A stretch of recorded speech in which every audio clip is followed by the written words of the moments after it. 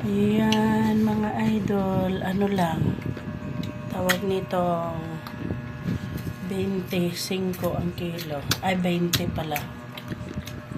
Tapos yan, magbabalat ako mga idol. Okay, babalatan yan mga idol, malibalang. Yan o, nabalatan na. Kain ng asawa ko at anak ko sa binalatan ko. Ay. Paborito kasi ito namin mga idol. Pati anak ko, asawa ko, basta hindi lang maasim. Nagbili kami ng 3 kilo.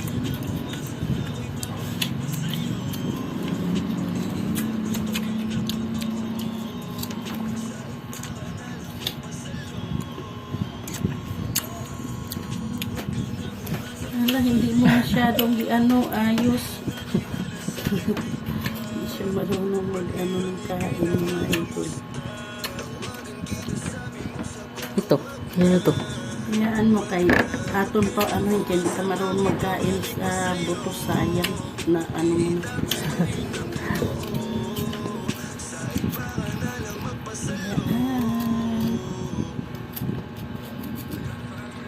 Aming pagkain niya yung Bernie Santo mga idol, Indian Mingo, tsaka mais. Naglaga kami mga idol ng mais.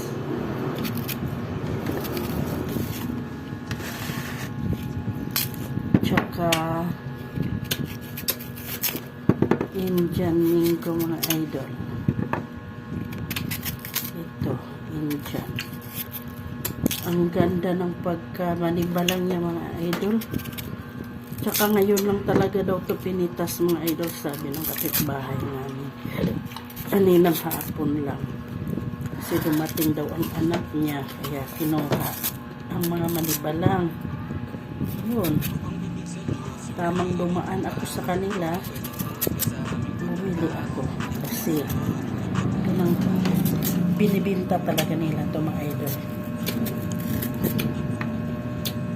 Lagi akong bumibili dyan taon-taon kapag tindayan sila sa labas sa kanilang Indian. Kasi masarap yung Indian Mingo nila mga idol, gawang hindi maasim. Parang akala mo nagkain ka lang ng singkamas. Ay, pitoy mo. Ang daming singkamas sa Kiko. Kaso lang, nakabili na ako nito. Hindi na ako bumili ng singkamas kaya baka mamaya mahalo-halo naman ang kain. Dyan. Sira-sira. Kaya, hindi ako nagbili ng singkamas. Pero ang daming singkamas. Tinda. Pero walang panalo ang singkamas kaysa Indian Mingo pa, no? Mas masarap ang Indian Mingo kaysa singkamas. Oh, grabe ka manibalang. Tsaka sobrang hagpok mga idol.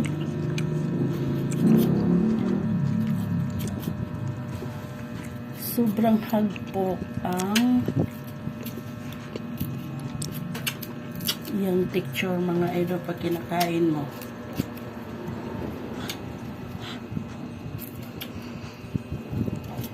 Yan mga idol, diba?